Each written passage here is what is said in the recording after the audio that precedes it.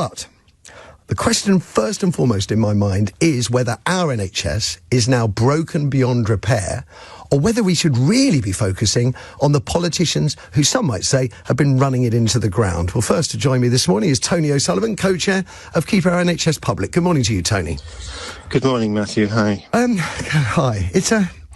There's a multitude of angles we should look at here. Maybe we should go for the overall one that here we are now languishing in the bottom half of the global league tables, which will fuel calls, Tony, from those on the right to break up the NHS, I guess.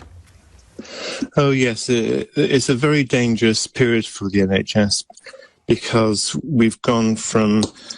before a lot of people's memory go back, but in 2010 and even up to 2012, the UK was performing very, very well with very low waiting lists for hospital care and in A&E.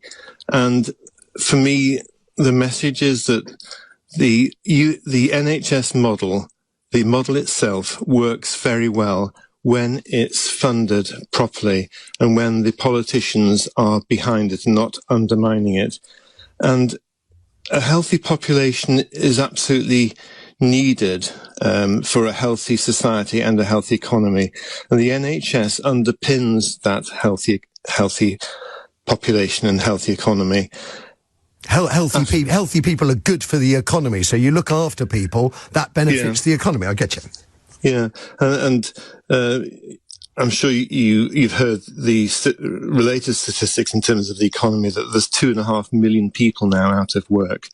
And over the last years since COVID, it's risen by 500,000 people. So that there's a real indicator that the population is becoming less healthy, less able to access healthcare. Now, I feel that the people on the right who want to undermine the NHS are always saying we're pouring money into the NHS and it's a black hole that we can't keep on doing it. And we really need to unpack that because it's just not true. If we're comparing similar type of economies, the health spending in the UK between 2010 and 2019 it dropped quite a bit. It's ended up 18% below the European Union average. If we were funded at the level of France or Germany, who are very good comparative countries, we would be having between 40 and 70 billion pounds a year over the last 10 years. And that is the reason why we have real safety issues, real issues of demoralisation.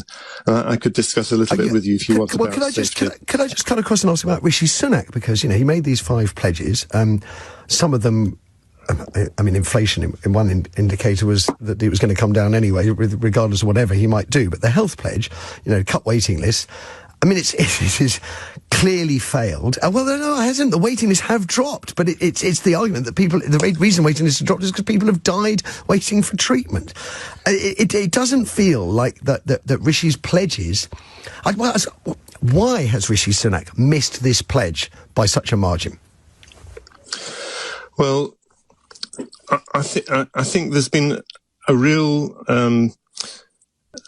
ideological assault really on the public nature of the NHS, and it's anathema really to a lot of politicians that healthcare should be funded from public taxation and public resources.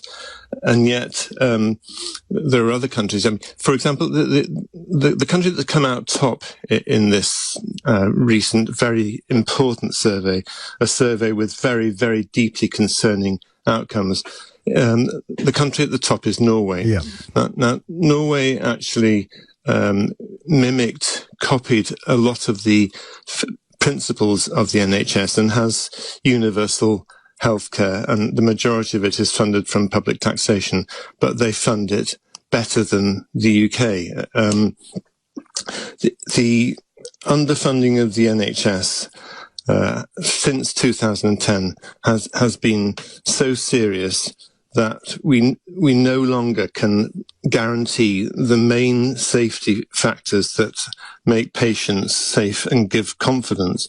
We need the right staff who have the right training, the right skills, and enough of them. We need good equipment, we need safe buildings, and we need a reliable administration and IT system, and all of those are undermined. Tony, stay there, please.